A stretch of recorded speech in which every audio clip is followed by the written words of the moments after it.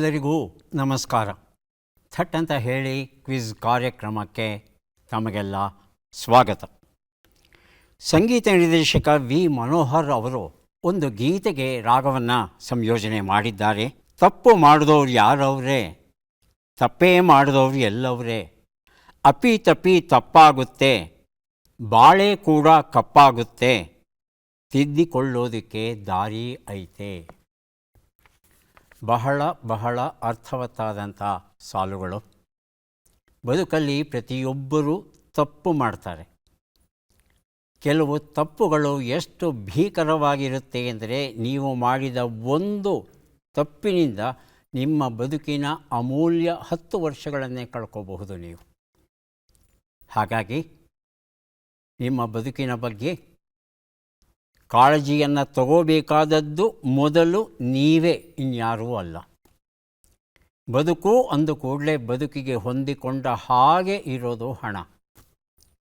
ಹಣವನ್ನು ದುಡಿಯೋದು ದೊಡ್ಡದಲ್ಲ, ಆ ಹಣವನ್ನು ಹೇಗೆ ನಿರ್ವಹಿಸ್ತೇವೆ, ಯಾವುದಕ್ಕೆ ಎಷ್ಟು ಖರ್ಚು ಮಾಡಬೇಕು, ಎಷ್ಟು ಉಳಿತಾಯ ಮಾಡಬೇಕು, ಯಾವ ಮಾಧ್ಯಮದಲ್ಲಿ ಉಳಿತಾಯಗಳನ್ನು ಎಷ್ಟೆಷ್ಟು ಮಾಡಬೇಕು, ಇದು ರಾಕೆಟ್ ಸೈನ್ಸ್ ಅಂತೂ ಖಂಡಿತ ಅಲ್ಲ. ಪ್ರತಿಯೊಬ್ಬರೂ ಕಲಿಯಬಹುದು. ಮುಖ್ಯವಾಗಿ ಮಕ್ಕಳಿಗೆ 8, 9, 10ನೇ ತರಗತಿಗೆ ಮಕ್ಕಳು ಬರ್ತಾ ಇದ್ದ ಹಾಗೆ ಮನೆಯ ಹಣಕಾಸಿನ ವ್ಯವಹಾರದ ಪ್ರಾಥಮಿಕ ಪರಿಚಯ ಮಕ್ಕಳಿಗೆ ಮಾಡಿಕೊಡ್ಬೇಕು.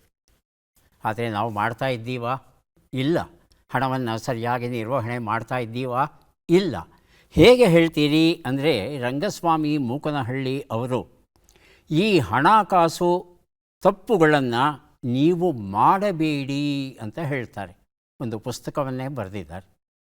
ಏನಪ್ಪ ಅಂತ ತಪ್ಪುಗಳನ್ನು ನಾನು ಮಾಡ್ತಾ ಇದ್ದೇನೆ ಅಂತ ಪುಸ್ತಕವನ್ನು ಕೊಂಡು ಓದೋಕ್ಕೆ ಶುರು ಮಾಡಿದ್ರೆ, ಅರೆ ನಾನು ಮಾಡಿದ ತಪ್ಪುಗಳ ಬಗ್ಗೆನೇ ಪುಸ್ತಕ ಬರೆದಿದ್ದಾರಲ್ಲಪ್ಪ ಇವರು ಅಂತ ಆಶ್ಚರ್ಯ ಆಯಿತು. ಒಬ್ಬ ಮನುಷ್ಯ ತನ್ನ ಹಣಕಾಸಿಗೆ, ತನ್ನ ಮನೆಯ ಹಣಕಾಸಿಗೆ ಸಂಬಂಧಪಟ್ಟ ಹಾಗೆ ಕನಿಷ್ಠ 100 ತಪ್ಪುಗಳನ್ನಾದರೂ ಮಾಡಬಹುದು ಅಂತ ಹೇಳ್ತಾರೆ. 100 ತಪ್ಪುಗಳಿವೆಯಾ? ಹಾಗೇನಿಲ್ಲ, 100ಕ್ಕಿಂತಲೂ ಹೆಚ್ಚು ತಪ್ಪುಗಳಿವೆ. ಆದರೆ ಸರ್ವಸಾಮಾನ್ಯವಾಗಿ ಎಲ್ಲರೂ ಮಾಡುವಂಥ ತಪ್ಪುಗಳನ್ನು 100 ರೂಪದಲ್ಲಿ ಗುರುತಿಸಿದ್ದಾರೆ. ಈ 100 ತಪ್ಪುಗಳನ್ನು ಒಟ್ಟಿಗೆ ಹೇಳಿದ್ರೆ ಗೊಂದಲ ಆಗುತ್ತೆ. ಹಾಗಾಗಿ 10 ಅಧ್ಯಾಯಗಳಲ್ಲಿ ಇವರನ್ನು ಈ ತಪ್ಪುಗಳನ್ನು ವಿಂಗಡಿಸ್ತಾರೆ. ಒಂದೊಂದು ಅಧ್ಯಾಯದಲ್ಲಿ 10 ತಪ್ಪುಗಳನ್ನು ವಿಂಗಡಿಸ್ತಾ ಒಟ್ಟು 100 ತಪ್ಪುಗಳನ್ನು ಕೊಡ್ತಾರೆ. ಇದರ ಜೊತೆಗೆ ಇನ್ನೂ ಏನಾದರೂ ನಾವು ತಪ್ಪುಗಳನ್ನು ಮಾಡಿದರೆ ಅದನ್ನು ಈ ಪುಸ್ತಕದಲ್ಲಿ ಸೇರಿಸ್ಕೋಬಹುದು. ರಂಗಸ್ವಾಮಿಯವರಿಗೂ ಸಹ ಹೇಳಬಹುದು. ಮನಸ್ಥಿತಿ ತಪ್ಪುಗಳು. ನಮ್ಮ ಮನಸ್ಥಿತಿ ಹೇಗೆ ನಮ್ಮ ಹಣಕಾಸಿನ ವ್ಯವಹಾರಕ್ಕೆ ಅಡ್ಡ ಬರುತ್ತೆ ಅಂತ. ತುಂಬ ಜನ ಅನ್ಕೋತಾರೆ, ಹೆಚ್ಚು ಸಂಬಳ ಬರ್ತಾಯಿಲ್ಲ, ಮುಂದೆ ದೊಡ್ಡ ಸಂಬಳ ಸಿಕ್ಕಿದಾಗ ನಾನು ಹಣ ಉಳಿತಾಯ ಮಾಡ್ತೇನೆ. ಹಾಗಲ್ಲ. ದೊಡ್ಡ ಸಂಬಳ ಸಿಕ್ಕಿದಾಗ ತಿಂಗಳಿಗೆ 10,000 ರೂಪಾಯಿ ಉಳಿತಾಯ ಮಾಡಿ. ಈಗ ಚಿಕ್ಕ ಸಂಬಳ ಅಲ್ವಾ, 100 ರೂಪಾಯಿ ಬೇಡ, 10 ರೂಪಾಯಿ ಬೇಡ, ಕನಿಷ್ಠ 1 ರೂಪಾಯಿ ಉಳಿತಾಯ ಮಾಡಬಹುದಲ್ವಾ? ಹೀಗೆ ಮನಸ್ಥಿತಿಯನ್ನು ಬದಲಿಸಿಕೊಳ್ಳಿ. ಹಣವೇ ಎಲ್ಲ ದುಃಖಕ್ಕೂ ಕಾರಣ ಎನ್ನುವ ಮನೋಭಾವ ಮೊದಲು ಬಿಡಬೇಕಾಗುತ್ತೆ. ಹಣ ಬೇಕು ಬದುಕಿಗೆ, ಆದರೆ ಎಲ್ಲ ನೋವಿಗೂ ಸಮಸ್ಯೆಗೂ ಹಣವೇ ಕಾರಣ ಅಂತ ನಾವು ತೀರ್ಮಾನ ತಗೊಂಡ್ಬಿಟ್ರೆ ನಮಗೆ ನಾವೇ ಒಂದು ಬೇಲಿ ಹಾಕ್ಕೋತೇವೆ. ಈ ಹಿನ್ನೆಲೆಯಲ್ಲಿ ಆದಷ್ಟು ಬೇಗ ಹಣ ಸಂಪಾದನೆ ಮಾಡಬೇಕು. ಹೇಗಾದರೂ ಮಾಡಿ ಸಂಪಾದನೆ ಮಾಡಬೇಕು. ಬಹಳ ಅಪಾಯಕಾರಿ ಮನೋಸ್ಥಿತಿ. ಹೀಗೆ 10 ಸ್ಥಿತಿಗಳನ್ನು ಹೇಳ್ತಾ, ಬ್ಯಾಂಕಿಂಗ್ ಮತ್ತು ಕ್ಯಾಶ್ ಫ್ಲೋ ತಪ್ಪುಗಳು. ಸಾಮಾನ್ಯವಾಗಿ ಎಲ್ಲರೂ ಬ್ಯಾಂಕ್ ಅಕೌಂಟನ್ನು ಇಟ್ಕೊಂಡಿರ್ತಾರೆ. ಆ ಬ್ಯಾಂಕಿಗೆ ಸಂಬಂಧಪಟ್ಟ ಹಾಗೆ 10 ತಪ್ಪುಗಳು ನಾವೇನು ಮಾಡ್ತೇವೆ ಅದೆಲ್ಲವನ್ನು ಪಟ್ಟಿ ಮಾಡಿದ್ದಾರೆ. ಬಜೆಟಿಂಗ್ ಮತ್ತು ಖರ್ಚಿನಲ್ಲಿ ತಪ್ಪುಗಳನ್ನು ಹೇಳ್ತಾ, ಹೂಡಿಕೆ ತಪ್ಪುಗಳನ್ನು ಹೇಳ್ತಾ, ತೆರಿಗೆ ಮತ್ತು ಕಾನೂನಾತ್ಮಕ ತಪ್ಪುಗಳನ್ನು ಹೇಳ್ತಾ, ಸಾಲ ಮಾಡುವುದರಲ್ಲಿ ಇರುವ ತಪ್ಪುಗಳನ್ನು ಹೇಳ್ತಾ, ಇನ್ಶೂರೆನ್ಸಿಗೆ ಇರುವ ತಪ್ಪುಗಳನ್ನು ಹೇಳ್ತಾ, ಲೈಫ್ ಸ್ಟೈಲ್ ಜೀವನ ಶೈಲಿಯಲ್ಲಿ ನಾವು ಮಾಡುವ ತಪ್ಪುಗಳನ್ನು ಹೇಳ್ತಾ, ಪ್ಲ್ಯಾನಿಂಗ್ ಯೋಜನೆಯಲ್ಲಿ ಮಾಡುವ ತಪ್ಪುಗಳನ್ನು ಹೇಳ್ತಾ, ಭಾವನಾತ್ಮಕವಾಗಿ ತಪ್ಪುಗಳನ್ನು ಹೇಗೆ ಮಾಡ್ತೇವೆ ಅನ್ನೋದನ್ನು ಬಿಡಿಸಿ ಬಿಡಿಸಿ ಹೇಳ್ತಾರೆ. ಹಾಗಾಗಿ ನಿಮ್ಮ ಬಗ್ಗೆ, ನಿಮ್ಮ ಕುಟುಂಬದ ಬಗ್ಗೆ ಕಾಳಜಿ ಇದ್ದರೆ ದಯವಿಟ್ಟು ರಂಗಸ್ವಾಮಿ ಮೂಕನಹಳ್ಳಿ ಬರೆದ ಈ ಹಣಕಾಸು ತಪ್ಪುಗಳನ್ನು ನೀವು ಮಾಡಬೇಡಿ ಎನ್ನುವ ಪುಸ್ತಕವನ್ನು ಓದಬೇಕಾಗುತ್ತೆ. ಕಾರ್ಯಕ್ರಮವನ್ನು ಆರಂಭಿಸ್ತಾ ಇದ್ದೇವೆ. ಸ್ಪರ್ಧಿಗಳ ಪರಿಚಯ. ಮೊದಲ ಸ್ಪರ್ಧಿ. ಎಲ್ಲರಿಗೂ ನಮಸ್ಕಾರ. ನನ್ನ ಹೆಸರು ಮಮತಾ. ನಾನು ಜಿಗಣಿಯಿಂದ ಬಂದಿದ್ದೇನೆ. ನನ್ನ ಹವ್ಯಾಸಗಳು ಚಿತ್ರಗೀತೆಗಳು, ಭಾವಗೀತೆಗಳು ಮತ್ತು ಭಕ್ತಿಗೀತೆಗಳನ್ನು ಕೇಳುವುದು, ತಟ್ಟಂತ ಹೇಳಿ ವೀಕ್ಷಣೆ ಮಾಡುವುದು. ಮಮತಾ ಅವರಿಗೆ ಸ್ವಾಗತವನ್ನು ಕೋರ್ತಾ ಇದ್ದೇವೆ. ಮುಂದಿನ ಸ್ಪರ್ಧಿ. ಎಲ್ರಿಗೂ ನಮಸ್ಕಾರ. ನಾನು ಸಿ ಅಶೋಕ್ ಕುಮಾರ್ ಅಂತ ದೇವನಹಳ್ಳಿ ತಾಲೂಕು ಚನ್ನರಾಯಪಟ್ಟಣದ ಮಹಾತ್ಮ ಗಾಂಧಿ ಪ್ರೌಢಶಾಲೆಯಲ್ಲಿ ಮುಖ್ಯೋಪಾಧ್ಯಾಯರಿ ಕಾರ್ಯನಿರ್ವಹಿಸಿ ಈಗ ನಿವೃತ್ತಿಯಾಗಿರುತ್ತೇನೆ. ನನ್ನ ಹವ್ಯಾಸಗಳು ಸುಗಮ ಸಂಗೀತ, ನಾಣ್ಯ ಸಂಗ್ರಹಣೆ, ವೇದಾಭ್ಯಾಸ ಹಾಗೂ ತಟ್ಟಂತ ಹೇಳಿ ಕಾರ್ಯಕ್ರಮದ ವೀಕ್ಷಣೆ. ಪ್ರಸ್ತುತ ನಾನು ಬೀಡಿಗಾರನಹಳ್ಳಿಯ ಆಕೃತಿ ಶಾಲೆಯಲ್ಲಿ ಮುಖ್ಯೋಪಾಧ್ಯಾಯರಿ ಕಾರ್ಯನಿರ್ವಹಿಸ್ತಾ ಇದ್ದೀನಿ ಹಾಗೂ ವಿಜಯಪುರ ರೋಟರಿಯ ಕಾರ್ಯದರ್ಶಿಯಾಗಿರುತ್ತೇನೆ. ನಮಸ್ಕಾರ. ಅಶೋಕ್ ಕುಮಾರ್ ಅವರಿಗೆ ಸ್ವಾಗತವನ್ನು ಕೋರ್ತಾ ಇದ್ದೇವೆ. ನಮ್ಮ ಮೂರನೆಯ ಸ್ಪರ್ಧಿ. ಎಲ್ಲರಿಗೂ ಶರಣಾರ್ಥಿ. ನಮಸ್ತೆ. ನಾನು ಮಂಜುಳಾ ಪಿ ಅಂತಂದ್ಬಿಟ್ಟು ದೊಡ್ಡಬಳ್ಳಾಪುರದಿಂದ ಬಂದಿದ್ದೇನೆ. ನನ್ನ ವೃತ್ತಿ ಬಂದು ಜೀವ ವಿಮಾ ನಿಗಮದಲ್ಲಿ ಪ್ರತಿನಿಧಿಯಾಗಿ 10 ವರ್ಷಗಳಿಂದ ಕೆಲಸ ನಿರ್ವಹಿಸ್ತಾ ಇದ್ದೇನೆ. ಜೊತೆಗೆ ನನ್ನ ಒಂದು ಬಿಡುವಿನ ಸಮಯದಲ್ಲಿ ಸಂಗೀತ ಕೇಳುವಂಥದ್ದು, ಹಾಡು ಹಾಡುವಂಥದ್ದು, ಕರಕುಶಲ ಕೆಲಸಗಳಲ್ಲಿ ಆಸಕ್ತಿಯನ್ನು ಇಟ್ಟುಕೊಂಡಿದ್ದೇನೆ. ಎಲ್ಲರಿಗೂ ನಮಸ್ತೆ. ಮಂಜುಳಾ ಅವರಿಗೆ ಸ್ವಾಗತವನ್ನು ಕೋರ್ತಾ ಇದ್ದೇವೆ. ತಾವೆಲ್ಲ ಸಿದ್ಧ ಅಂದರೆ ಕಾರ್ಯಕ್ರಮ ಆರಂಭಿಸೋಣ. ನಿಯಮಗಳನ್ನು ಒಮ್ಮೆ ನೋಡಿಬಿಡೋಣ. ಒಟ್ಟು 10 ಪ್ರಶ್ನೆಗಳು. ಮೊದಲು ಬಜರ್ ಒತ್ತಿದವರಿಗೆ ಉತ್ತರ ನೀಡುವ ಅವಕಾಶ. ಪ್ರತಿ ಸರಿ ಉತ್ತರಕ್ಕೆ ಒಂದು ಪುಸ್ತಕ ಬಹುಮಾನ. ಆಯ್ಕೆಗಳು ಬರುವ ಮೊದಲೇ ಬಜರ್ ಒತ್ತಿ ಸರಿ ಉತ್ತರ ನೀಡಿದರೆ 2 ಪುಸ್ತಕ ಬಹುಮಾನ. 100 ಅಂಕ ಗಳಿಸಿದವರಿಗೆ ಒಂದು ಪುಸ್ತಕ ವಿಶೇಷ ಬಹುಮಾನ. ನಕಾರಾತ್ಮಕ ತಂತ್ರಗಳಿಗೆ ಅವಕಾಶವಿಲ್ಲ. ಕಾರ್ಯಕ್ರಮದ ಮೊದಲ ಪುಸ್ತಕ, ಮೊದಲ ಪ್ರಶ್ನೆ. ಸರಳ ಯೋಗ ಕೈಪಿಡಿ. ಡಾಕ್ಟರ್ ಯೋಗಾಚಾರ್ಯ ಶ್ರೀ ರಾಘವೇಂದ್ರ ಗುರೂಜಿ ಬರೆದಿರುವಂಥದ್ದು. ಮೊದಲ ಪ್ರಶ್ನೆ ಈಗ ಬಂತು. ಬ್ರಿಟಿಷರ ಆಡಳಿತಾವಧಿಯಲ್ಲಿ ಭಾರತದ ಯಾವ ಬಂದರು ನಗರದ ಅರ್ಧಕ್ಕರ್ಧ ನೇಕಾರರು ಒಂದೇ ತಲೆಮಾರಿನಲ್ಲಿ ತಮ್ಮ ವೃತ್ತಿಯನ್ನು ಬಿಟ್ಟರು? ಆಯ್ಕೆಗಳನ್ನು ನೋಡೋಣ. ಸೂರತ್, ಕಲ್ಲಿಕೋಟೆ, ಮಚಲೀಪಟ್ಟಣ, ಢಾಕಾ. ಮೊದಲಿಗೆ ಮಂಜುಳಾ, ಆನಂತರ ಅಶೋಕ್ ಕುಮಾರ್. ಮೂರನೇ ಒಂದು ಆಪ್ಷನ್ ಮಚಲೀಪಟ್ಟಣ. ಅಶೋಕ್ ಕುಮಾರ್ ಸೂರತ್ ಸರ್. ಸೂರತ್. ಉತ್ತರವನ್ನು ನೋಡೋಣ. ಆದರೆ ಸರಿಯಾದ ಉತ್ತರ ಢಾಕಾ ಆಗಿತ್ತು. ಢಾಕಾ ಮಸ್ಲಿನ್ ಬಟ್ಟೆ ವಿಶ್ವವಿಖ್ಯಾತವಾದದ್ದು. ಇಡೀ ಯುರೋಪ್ ಖಂಡದ ವಾಣಿಜ್ಯವನ್ನು ಈ ಮಸ್ಲಿನ್ ಬಟ್ಟೆ, ಇತರ ರೇಷ್ಮೆ ಬಟ್ಟೆಗಳು ನಿಯಂತ್ರಿಸ್ತಾ ಇದ್ದವು. ಯಾವಾಗ ಬ್ರಿಟಿಷರು ಸ್ವತಃ ಬಟ್ಟೆಗಳನ್ನು ಉತ್ಪಾದನೆ ಮಾಡಲಿಕ್ಕೆ ಶುರು ಮಾಡಿದ್ರೋ ಅವುಗಳಿಗೆ ಮಾರುಕಟ್ಟೆ ಬೇಕಿತ್ತು. ಹಾಗಾಗಿ ನೇಕಾರರ ಮೇಲೆ ಒತ್ತಡ ತಂದು ಗೋಮಸ್ತ ಅಂತ ಕೆಲವು ಬಂಟರ ಒಂದು ಸೈನ್ಯವನ್ನು, ಪುಡಿ ಸೈನ್ಯವನ್ನು ಕಟ್ಟಿ ಅವರೆಲ್ಲರೂ ಹೋಗಿ ಹೊಡೆಯೋದು. ಏಯ್ ನೇಯ್ತೀಯ ನೀನು, ತಗೋ 4 ಹೀಗೆ ಹೊಡೆಯೋರು. ಇಲ್ಲಪ್ಪ ನಾನು ಮಾಡಲೇಬೇಕು, ಬೇರೆ ವಿದ್ಯೆ ಗೊತ್ತಿಲ್ಲ ಅಂದರೆ ನಾನು ಕೇಳಿದ ಬೆಲೆಗೆ ಮಾರು. ಹೀಗೆ ಒತ್ತಡ ತಂದಾಗ ಸಾಕಷ್ಟು ಜನ ಢಾಕಾ ಬಿಟ್ಟು ವಲಸೆ ಹೋಗ್ತಾರೆ. ಉಳಿದ ಜನ ಆ ಕೆಲಸವನ್ನು ಬಿಟ್ಟು ಬೇರೆ ಕೆಲಸದಲ್ಲಿ ತೊಡಗುತ್ತಾರೆ. ಹೀಗೆ ನೇಕಾರ ಉದ್ಯಮವನ್ನು ಬಗ್ಗು ಬಡಿಯುತ್ತೆ ಬ್ರಿಟಿಷ್ ಸರ್ಕಾರ. ಅಪರಾಧಿ ನಾನಲ್ಲ ಕಾದಂಬರಿ. ಲೇಖಕಿ ಶ್ರೀಮತಿ ಆಶಾ ಕಿರಣ್. ಪ್ರಶ್ನೆ.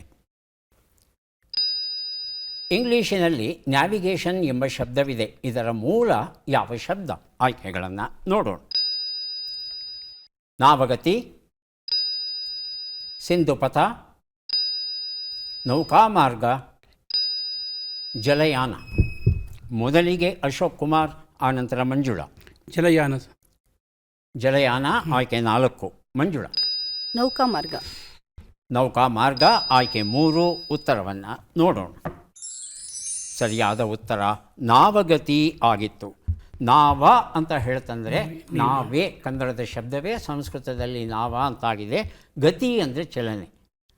ನಾವೆಯ ಚಲನೆಯನ್ನು ನಿರ್ದೇಶಿಸೋದಕ್ಕೆ ನಾವಗತಿ ಅಂತೀವಿ. ನ್ಯಾವಿಗೇಷನ್ ಅನ್ನೋ ಶಬ್ದಕ್ಕೂ ಅದೇ ಅರ್ಥ ಇದೆ. ಈ ಶಬ್ದದಲ್ಲೇ, ಸಂಸ್ಕೃತ ಶಬ್ದದಿಂದಲೇ ಈ ಲ್ಯಾಟಿನ್ ಶಬ್ದ ರೂಪುಗೊಂಡಿದೆ. ಋಗ್ವೇದದಲ್ಲಿ ಸಮುದ್ರಕ್ಕೆ ಸಂಬಂಧಪಟ್ಟ ಹಾಗೆ ನಾವಗತಿಗೆ ಸಂಬಂಧಪಟ್ಟ ಹಾಗೆ ತುಂಬ ಶಬ್ದಗಳು ಸಿಗುತ್ತೆ. ಪ್ಲವ ಅಂದರೆ ತೇಲೋದು, ಧ್ರುನಾವ ಅಂತಕ್ಕಂಥ ವಿಶೇಷವಾದ ಹಡಗು, ಜೊತೆಗೆ ನಾವ ಭಯಾಪಾಹಿ ಅನ್ನೋ ಮಂತ್ರವನ್ನು ನಾವು ನೋಡಬಹುದು. ದಯವಿಟ್ಟು ಈ ನಾವೆಯಲ್ಲಿ ಹೋಗುವಾಗ ಯಾವುದೇ ಆಗದಿರಲಿ ನಮ್ಮನ್ನು ರಕ್ಷಿಸು ಅಂತ ಹೇಳುವ ಮಂತ್ರ. ಅದಾದ ಮೇಲೆ ಯುಕ್ತಿ ಕಲ್ಪತರು, ಸಮರಾಂಗಣ ಸೂತ್ರಧಾರ, ಬೃಹತ್ ಸಂಹಿತ ಇತ್ಯಾದಿ ಗ್ರಂಥಗಳಲ್ಲಿ ಹೇಗೆ ನಾವು ನೌಕೆಗಳನ್ನು, ವಾಣಿಜ್ಯ ನೌಕೆ, ವ್ಯಾಪಾರಿ ನೌಕೆ ಹಾಗೂ ಯುದ್ಧ ನೌಕೆಗಳನ್ನು ಕಟ್ಟಬೇಕು ಅನ್ನೋ ವಿವರಣೆ ದೊರೆಯುತ್ತೆ. ಜೊತೆಗೆ ದೀಪ ನಿರ್ದೇಶ, ಲೈಟ್ ಹೌಸ್ ಅಂತ ಏನು ಕರಿತೇವೆ, ಆ ಲೈಟ್ ಹೌಸ್ ವಿವರಣೆಯೂ ಸಹ ಈ ಗ್ರಂಥಗಳಲ್ಲಿ ದೊರೆಯುತ್ತೆ. ಪರಿಮಳದ ಬಾಕಿ ಮೊತ್ತ ಕವನ ಸಂಕಲನ, ಡಾಕ್ಟರ್ ಲಕ್ಷ್ಮಣ್ ವಿ.ಎ. ಬರೆದಿರುವಂಥದ್ದು. ಪ್ರಶ್ನೆ: ಮೇಘಸ್ಫೋಟಕ್ಕೆ ಹೆಸರುವಾಸಿಯಾದ ಪಾಲಾರ್ ನದಿಯು ಎಲ್ಲಿ ಹುಟ್ಟುತ್ತದೆ? ಆಯ್ಕೆಗಳನ್ನು ನೋಡೋಣ. ದೇವರಾಯನ ದುರ್ಗ, ನಂದಿ ಬೆಟ್ಟ, ಅಂತರಗಂಗೆ ಬೆಟ್ಟ, ಸಾವನದುರ್ಗ ಬೆಟ್ಟ. ಹೇಳಿ. ಮೊದಲಿಗೆ ಮಂಜುಳಾ, ಆನಂತರ ಮಮತಾ. ದೇವರಾಯನ ದುರ್ಗ. ದೇವರಾಯನ ದುರ್ಗ ಆಯ್ಕೆ 1, ಮಮತಾ. ಅಂತರಗಂಗೆ ಬೆಟ್ಟ. ಅಂತರಗಂಗೆ ಆಯ್ಕೆ 3. ಉತ್ತರವನ್ನು ನೋಡೋಣ. ಸರಿಯಾದ ಉತ್ತರ ನಂದಿ ಬೆಟ್ಟ ಆಗಿತ್ತು. 5 ನದಿಗಳು ನಂದಿಯಲ್ಲಿ ಹುಟ್ಟುತ್ತೆ ಅನ್ನೋ ವಿಚಾರ ನಮಗೆ ಗೊತ್ತಿರುವಂಥದ್ದು. ನಂದಿಯಲ್ಲಿ ಹುಟ್ಟುವ ಈ ಒಂದು ನದಿ, ಪಾಲಾರ್ ನದಿ, ಕರ್ನಾಟಕದಲ್ಲಿ 93 ಕಿಲೋಮೀಟರ್ ಹರಿದರೆ, ಆಂಧ್ರದಲ್ಲಿ 33 ಕಿಲೋಮೀಟರ್, ತಮಿಳುನಾಡಲ್ಲಿ 220 ಕಿಲೋಮೀಟರ್ ಹರಿದು ಚೆನ್ನೈಯಿಂದ 100 ಕಿಲೋಮೀಟರ್ ದೂರದಲ್ಲಿ ಇರತಕ್ಕಂಥ ವಯಲೂರು ಎನ್ನುವ ಸ್ಥಳದಲ್ಲಿ ಬಂಗಾಳ ಕೊಲ್ಲಿಯನ್ನು ಸೇರುತ್ತೆ. ವಾಣಿಯಂಬಾಡಿ, ಆಂಬೂರು, ವೆಲ್ಲೂರು, ಆರ್ಕಾಟ್, ಕಾಂಚೀಪುರಂ, ಚೆಂಗಲ್ಪೇಟ್ ಮುಂತಾದ ಅನೇಕ ಪ್ರಮುಖ ನಗರಗಳು ಈ ನದಿ ದಡದಲ್ಲಿ ಉಂಟು. ಇತ್ತೀಚೆಗೆ ವೆಲ್ಲೂರು ಜಿಲ್ಲೆಯ ಕಾಟ್ಪಾಡಿ ನಗರಕ್ಕೆ ಸೇರಿದಂಥ ಓರ್ವ ಮಹಿಳೆ ಈ ಮೇಘಸ್ಫೋಟವಾದಾಗ ಹಠಾತ್ ಪ್ರವಾಹ ಏನು ಬಂತು, ಆ ಪ್ರವಾಹಕ್ಕೆ ಸಿಲುಕಿ ಆಕೆ ಜೀವವನ್ನು ಬಿಡಬೇಕಾಯಿತು. ಮುಂದಿನ ಪ್ರಶ್ನೆ ಮತ್ತು ಪುಸ್ತಕ ಮುಸ್ಸಂಜೆಯ ಕಥೆಗಳು, ಉದಯಕುಮಾರ ಹಬ್ಬು ಬರೆದಿರುವಂಥದ್ದು. ನಮ್ಮ ಪ್ರಶ್ನೆ: ಈ ಕೆಳಗಿನ ಯಾವ ಸ್ಥಳವು ಚಾರಿತ್ರಿಕ ಮಹತ್ವದ ರಚನೆಗಳನ್ನು ಒಳಗೊಂಡಿಲ್ಲ? ಆಯ್ಕೆಗಳನ್ನು ನೋಡೋಣ. ಶ್ರೀರಂಗಪಟ್ಟಣ, ವಿಜಯಪುರ, ಚಿಕ್ಕಮಗಳೂರು, ಹಂಪೆ. ಮೊದಲಿಗೆ ಮಂಜುಳಾ, ಆನಂತರ ಮಮತಾ. ವಿಜಯಪುರ ಎರಡನೇ. ವಿಜಯಪುರ. ಮಮತಾ. ವಿಜಯಪುರ. ಉತ್ತರವನ್ನು ನೋಡೋಣ. ಚಿಕ್ಕಮಗಳೂರು ಅನ್ನೋದು ಸರಿಯಾದ ಉತ್ತರ ಆಗಿತ್ತು. ಶ್ರೀರಂಗಪಟ್ಟಣ ಮೈಸೂರು ಅರಸರಿಗೆ ಹಾಗೂ ಟಿಪ್ಪು ಸುಲ್ತಾನನ ಆಡಳಿತಕ್ಕೆ ಹೆಸರುವಾಸಿ. ಇನ್ನು ಹಂಪೆಯಂತೂ ವಿಜಯನಗರ ಸಾಮ್ರಾಜ್ಯದ ರಾಜಧಾನಿಯಾಗಿತ್ತು. ವಿಜಯಪುರ ಆದಿಲ್ ಶಾಹಿಗಳು ಆಳಿದಂತಹ ಪ್ರದೇಶ. ಚಿಕ್ಕಮಗಳೂರಲ್ಲಿ ಯಾವುದೇ ರಾಜವಂಶ ಇರಲಿಲ್ಲ. ಆದರೆ ಮಗಳು ಅನ್ನೋ ಹೆಸರು ಯಾಕೆ ಬಂತು ಅಂದರೆ, ಅಲ್ಲೊಬ್ಬ ಪಾಳೆಗಾರ ಇದ್ದ, ದೊಡ್ಡ ಮಗಳು ಚಿಕ್ಕ ಮಗಳು ಇದ್ದರು. ಅವರಿಗೆ ಒಂದೊಂದು ಊರನ್ನು ಆತ ಸ್ತ್ರೀಧನವಾಗಿ ಕೊಟ್ಟನಂತೆ. ಅಷ್ಟು ಬಿಟ್ಟರೆ ಮತ್ತು ಯಾವ ಐತಿಹಾಸಿಕ ದಾಖಲೆ ಅಲ್ಲಿ ದೊರೆಯೋದಿಲ್ಲ. Bharat Ratna professor MS. Swaminathan, doctor MSS. ಮೂರ್ತಿ ಬರೆದಂಥ ಆತ್ಮ ಚರಿತ್ರಾತ್ಮಕ ಕೃತಿ. ಪ್ರಶ್ನೆ: ಈ ಬಿಟ್ಟ ಅಕ್ಷರಗಳನ್ನು ತುಂಬಿ.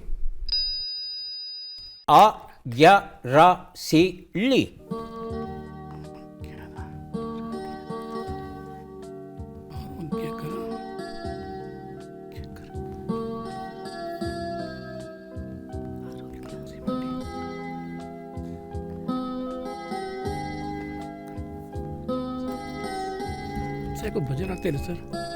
ಬಜರುತ್ತಿದ್ದಾರೆ ಮಂಜುಳಾ, ಆನಂತರ ಅಶೋಕ್ ಕುಮಾರ್. ಮಂಜುಳಾ. ಆರೋಗ್ಯ ವೃದ್ಧಿ ರಚಿಸಿಕೊಳ್ಳಿ. ಆರೋಗ್ಯ ವೃದ್ಧಿ ರಚಿಸಿಕೊಳ್ಳಿ. ಆರೋಗ್ಯ ವೃದ್ಧಿ ರಚಿಸಿಕೊಳ್ಳಿ. ವೃದ್ಧಿ ರಚಿಸಿಕೊಳ್ಳಿ. ಅಶೋಕ್ ಕುಮಾರ್. ಆರೋಗ್ಯಕರ ಹಸಿ ಬಳ್ಳಿ. ಆರೋಗ್ಯಕರ ಹಸಿ ಬಳ್ಳಿ. ಯಾವ ಹಸಿ ಬಳ್ಳಿ ಗೊತ್ತಿಲ್ಲ ನನಗೆ. ಮಮತಾ.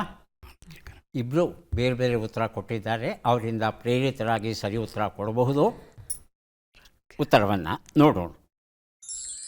ಸರಳವಾದದ್ದು ಆರೋಗ್ಯವನ್ನು ರಕ್ಷಿಸಿಕೊಳ್ಳಿ ರಕ್ಷಿಸಿಕೊಳ್ಳಿ. ಅಷ್ಟೇ. ವೃದ್ಧಿ ಸರಳ ಮಾಡಿಕೊಳ್ಳಿ. ಉತ್ತರಕ್ಕೆ ಯಾವತ್ತೂ ಪ್ರಯತ್ನಿಸಬೇಕು, ಕಠಿಣ ಉತ್ತರಗಳಿಗೆ ಹೋಗಬಾರ್ದು. ಸಾಗರದಾಚೆಯ ನಾಡಿನಲ್ಲಿ SP ವಿಜಯಲಕ್ಷ್ಮಿ ಬರೆದಂಥ ಪುಸ್ತಕ ಈಗ ಕೊಡ್ತಾ ಇದ್ದೇವೆ. ನಮ್ಮ ಪ್ರಶ್ನೆ ಈಗ ಬಂತು.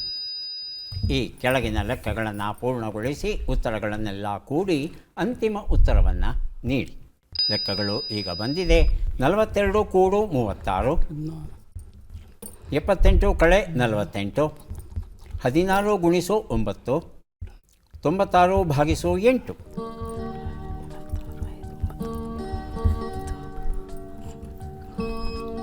ಬಜರ್ ಒತ್ತಿದ್ದಾರೆ ಅಶೋಕ್ ಕುಮಾರ್. ಅಂತಿಮ ಉತ್ತರ 264. 2, 6, 4 ಅಂತ ಹೇಳ್ತಾ ಇದ್ದಾರೆ ಮಮತಾ ಮತ್ತು ಮಂಜುಳಾ. ಲೆಕ್ಕ ಪೂರ್ಣವಾಗಿದ್ದರೆ ಬಜರ್ ಒತ್ತಿ ಉತ್ತರ ಕೊಡಿ. ಇಲ್ಲ ಅಂದರೆ ಅಶೋಕ್ ಕುಮಾರ್ ಕೊಟ್ಟಂಥ ಉತ್ತರ ಸರಿಯಾ ನೋಡಬೇಕಾಗುತ್ತೆ. ಉತ್ತರವನ್ನು ನೋಡೋಣ. ಒಂದು ಉತ್ತರ 78, 30, 144, 12 ಎಲ್ಲವನ್ನು ಕೂಡಿದರೆ 2, 6, 4 ಬಂದಿದೆ. ಈ ಉತ್ತರವನ್ನು ಅಶೋಕ್ ಕುಮಾರ್ ಕೊಟ್ಟಿದ್ದಾರೆ. ಸಾಗರದಾಚೆಯ ನಾಡಿನಲ್ಲಿ ಈ ಒಂದು ಪುಸ್ತಕವನ್ನು ಅವರಿಗೆ ಕೊಟ್ಟಿದ್ದೇವೆ. ನಾವು ಕೇಳಿದ 6 ಪ್ರಶ್ನೆಗಳಲ್ಲಿ ಮೊದಲ ಬಾರಿಗೆ ಒಂದು ಪುಸ್ತಕವನ್ನು ಗಳಿಸಿದ್ದೀರಾ. 5 ಪ್ರಶ್ನೆಗಳಿಗೆ 3ರಲ್ಲಿ ಯಾರೂ ಗೆದ್ದಿಲ್ಲ. ಮುಂದೆ ಹೇಗೆ ಮಾಡಬೇಡಿ, ಎಲ್ಲ ಪ್ರಶ್ನೆಗಳಿಗೆ ಸರಿ ಉತ್ತರ ಕೊಡಬೇಕು. ಮುಂದಿನ ಪುಸ್ತಕ ಸವಿಸ್ಮೃತಿ, ವಿಧವಾ ಪುನರ್ವಿವಾಹದ ರೂವಾರಿಗಳು. ಗೌರವ ಸಂಪಾದಕರು ಬಾವೆಂ ಶೇಷ, ಪ್ರಧಾನ ಸಂಪಾದಕರು ಡಾಕ್ಟರ್ ಗೀತಾ ಕೃಷ್ಣಮೂರ್ತಿ. ಪ್ರಶ್ನೆ: ಈ ಪದ್ಮ ಪುರಸ್ಕೃತರನ್ನು ಗುರುತಿಸಿ. ಚಿತ್ರವನ್ನು ನೋಡೋಣ.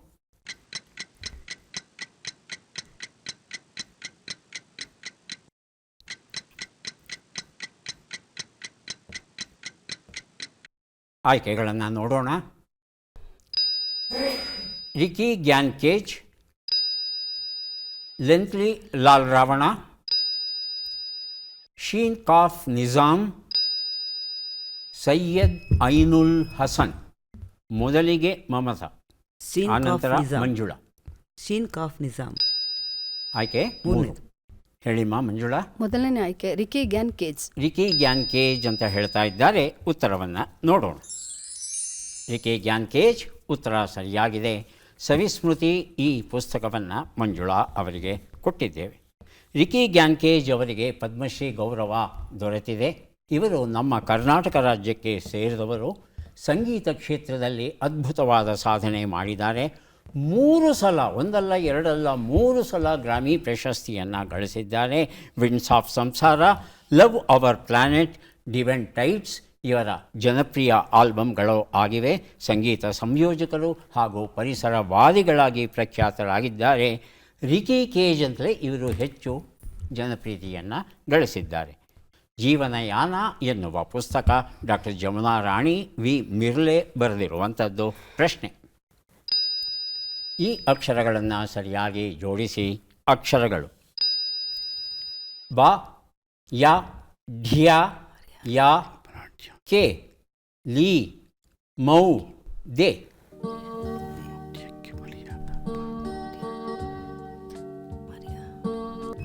ಮೊದಲಿಗೆ ಬರೆದಿರುತ್ತಿದ್ದಾರೆ ಮಮತಾ, ಆನಂತರ ಅಶೋಕ್ ಕುಮಾರ್.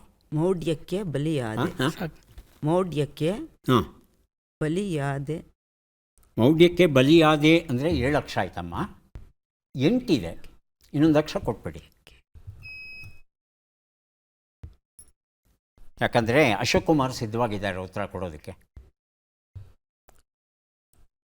ಮೌಢ್ಯಕ್ಕೆ ಬಲಿಯಾದೆಯ. ಮೌಢ್ಯಕ್ಕೆ ಬಲಿಯಾದೆಯ. ಅಶೋಕ್ ಕುಮಾರ್. ಅದೇ ಆನ್ಸರ್. ಬಲಿಯಾದೆಯ ಮೌಢ್ಯಕ್ಕೆ. ಬಲಿಯಾದೆಯ ಮೌಢ್ಯಕ್ಕೆ. ಮಂಜುಳಾ. ಅದೇ ಉತ್ತರ ಸರ್. ಅದೇ ಉತ್ತರವನ್ನು ನೋಡೋಣ.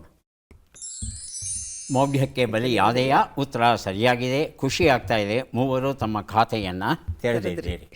ಈಗ 3 ಪುಸ್ತಕಗಳನ್ನು ಕೊಡುವಂಥ ಕ್ಷಣ ಬಂತು.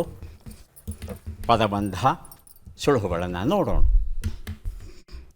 ಸುಳುಹುಗಳು: ಥಳಕಲ್ಲ ಸಂಬಂಧವನ್ನು ಕಲ್ಪಿಸು, ಬಿದಿರಿನ ಚಿಗುರು, ಹಾರದಲ್ಲಿ ಹೊಡೆತ.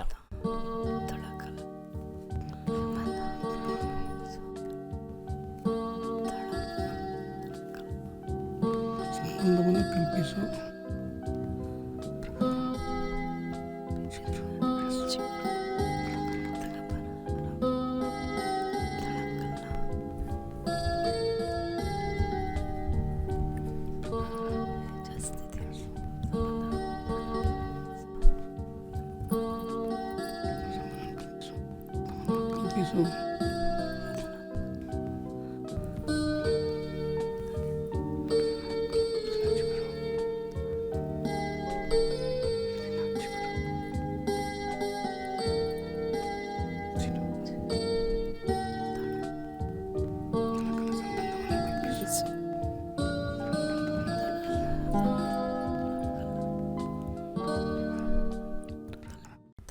1 ನಿಮಿಷದ ಕಾಲಾವಕಾಶ ಮುಕ್ತಾಯ ಆಗಿದೆ.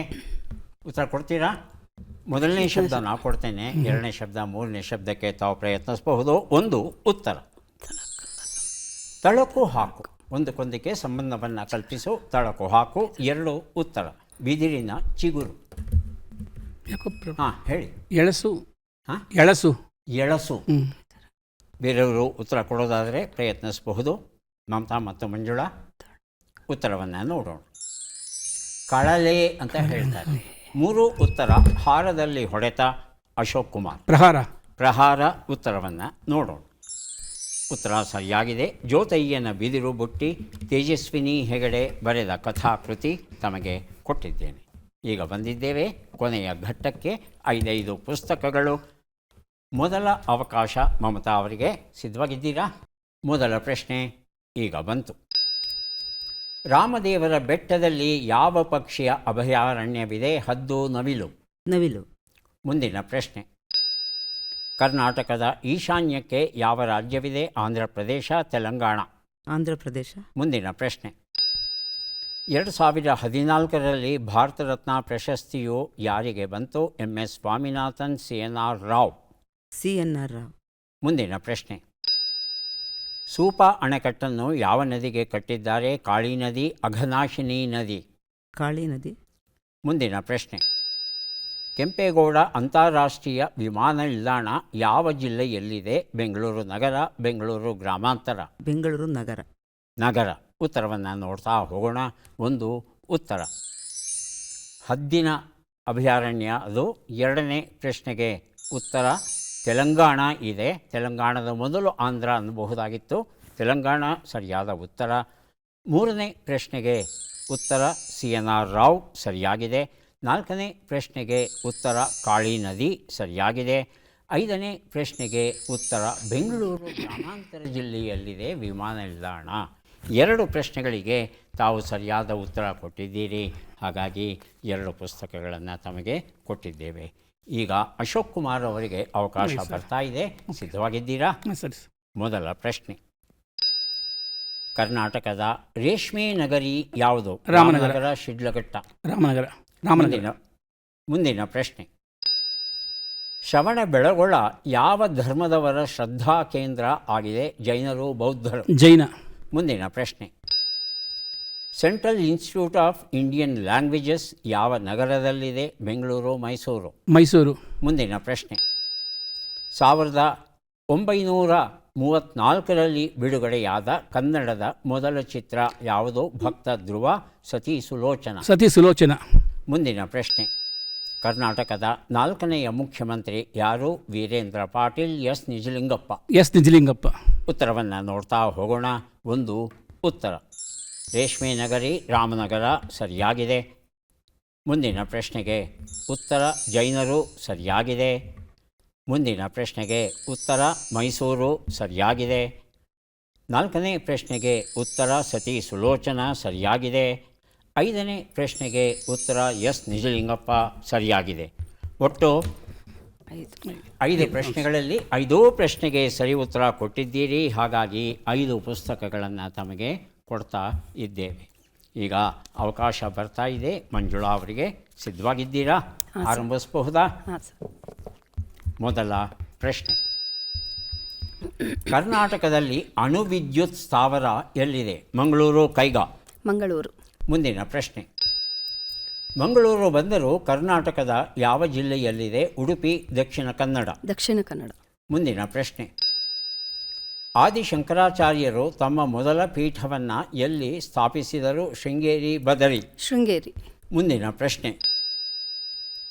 ಕನ್ನಡಮ್ಮ ಭರತ ಮಾತೆಯ ಮಗಳು ಎಂಬ ಪರಿಕಲ್ಪನೆಯನ್ನು ಬಹುಶಃ ಕುವೆಂಪು ಅವರಿಗೆ ಯಾರಿಂದ ಬಂದಿರಬಹುದು? ಬಂಕಿಮಚಂದ್ರ ಚಟರ್ಜಿ, ರವೀಂದ್ರನಾಥ ಠಾಕೂರ್. ಬಂಕಿಮಚಂದ್ರ ಚಟರ್ಜಿ. ಮುಂದಿನ ಪ್ರಶ್ನೆ. ಭೀಮಾ ಪಲ್ಸಸ್ ಯಾವ ಜಿಲ್ಲೆಗೆ ಸೇರಿದೆ? ಕಲಬುರಗಿ, ರಾಯಚೂರು. ಕಲಬುರಗಿ. ಕಲಬುರಗಿ. ಉತ್ತರವನ್ನು ನೋಡ್ತಾ ಹೋಗೋಣ. 1 ಉತ್ತರ. ಅಣು ವಿದ್ಯುತ್ ಸ್ಥಾವರ ಇರೋದು ಕೈಗಾದಲ್ಲಿ. 2ನೇ ಪ್ರಶ್ನೆಗೆ ಉತ್ತರ ದಕ್ಷಿಣ ಕನ್ನಡ ಜಿಲ್ಲೆ ಸರಿಯಾಗಿದೆ. 3ನೇ ಪ್ರಶ್ನೆಗೆ ಉತ್ತರ ಶೃಂಗೇರಿ ಸರಿಯಾಗಿದೆ. 4ನೇ ಪ್ರಶ್ನೆಗೆ ಉತ್ತರ ಬಂಕಿಮಚಂದ್ರ ಚಟರ್ಜಿ ಅವರು ವಂದೇ ಮಾತರಂ ಇಡೀ ಭಾರತವನ್ನು ಓರ್ವ ತಾಯಿ ಅಂತ ಪರಿಗಣಿಸಿದಾಗ ಆ ತಾಯಿಯ ಮಗಳು ಕನ್ನಡಮ್ಮ ಅನ್ನೋ ಅರ್ಥದಲ್ಲಿ ಕುವೆಂಪು ಅವರು ಜಯ ಭಾರತ ಜನನಿಯೇ ತನುಜಾತೆ ಗೀತೆಯನ್ನು ಬರೆದರು ಅಂತ ಹೇಳ್ತಾರೆ. 5ನೇ ಪ್ರಶ್ನೆಗೆ ಉತ್ತರ ಕಲಬುರಗಿ ಸರಿಯಾಗಿದೆ. ತೊಗರಿಬೇಳೆಗೆ ಹೆಸರುವಾಸಿಯಾದದ್ದು. ಭೀಮಾ ಪಲ್ಸಸ್ ಅಂತ ಕರ್ನಾಟಕ ಸರ್ಕಾರವೇ ಆ ತೊಗರಿಯನ್ನು ಕೊಂಡುಕೊಂಡು ಹಂಚ್ತಾ ಇದೆ. 5 ಪ್ರಶ್ನೆಗಳಲ್ಲಿ 4 ಪ್ರಶ್ನೆಗಳಿಗೆ ಸರಿ ಉತ್ತರ ಕೊಟ್ಟಿದ್ದೀರಿ. ಹಾಗಾಗಿ 4 ಪುಸ್ತಕಗಳನ್ನು ತಮಗೆ ಕೊಡ್ತಾ ಇದ್ದೇವೆ. ಯಾರಿಗೆ ಎಷ್ಟು ಪುಸ್ತಕ ಬಂದಿದೆ ಅದನ್ನು ನೋಡುವ ಕ್ಷಣ ಈಗ ಬಂತು. ಮಮತಾ ಅವರಿಗೆ 3 ಪುಸ್ತಕ ದೊರೆಯುತ್ತಾ ಇದೆ. ಅಶೋಕ್ ಕುಮಾರ್ ಅವರಿಗೆ 3, 4, 7 ಪುಸ್ತಕ ಹಾಗೂ ಮಂಜುಳಾ ಅವರಿಗೆ 2, 3, 4, 5 ಪುಸ್ತಕ ದೊರೆತಿದೆ. ಮಮತಾ ಅವರು ಪುಸ್ತಕಗಳನ್ನು ಸ್ವೀಕರಿಸಬೇಕು. ಕಾರ್ಯಕ್ರಮದಲ್ಲಿ ಭಾಗವಹಿಸಿದ್ದಕ್ಕೆ ತಮಗೆ ಧನ್ಯವಾದಗಳನ್ನು ಅರ್ಪಿಸ್ತಾ ಇದ್ದೇವೆ. ಧನ್ಯವಾದಗಳು.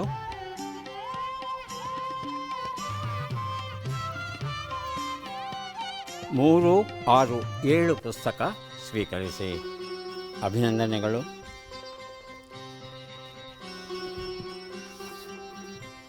ಮಂಜುಳಾ ಅವರಿಗೆ 3, 2, 5 ಪುಸ್ತಕ ಸಿಗ್ತಾ ಇದೆ, ಸ್ವೀಕರಿಸಿ. ಅಭಿನಂದನೆಗಳು.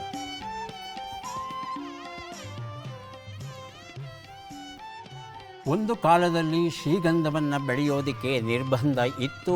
ಈಗ ಯಾರು ಬೇಕಾದರೂ ಬೆಳೆಯಬಹುದು. ಆದರೆ ಅನುಮತಿ ತಗೋಬೇಕಾದದ್ದು ಬಹಳ ಮುಖ್ಯ. ಶ್ರೀಗಂಧ ಸಸಿಯನ್ನು ಸರ್ಕಾರದಿಂದಲೇ ಪಡೆದು ಅಗತ್ಯ ಮಾಹಿತಿಯನ್ನೆಲ್ಲ ಕೊಟ್ಟು ಶ್ರೀಗಂಧದ ಮರವನ್ನು ಬೆಳೆದು ಸರ್ಕಾರಕ್ಕೆ ಅದನ್ನು ಮಾರಾಟ ಮಾಡಬಹುದು. ಮತ್ತೆ ಭೇಟಿಯಾಗೋಣ. ನಮಸ್ಕಾರ.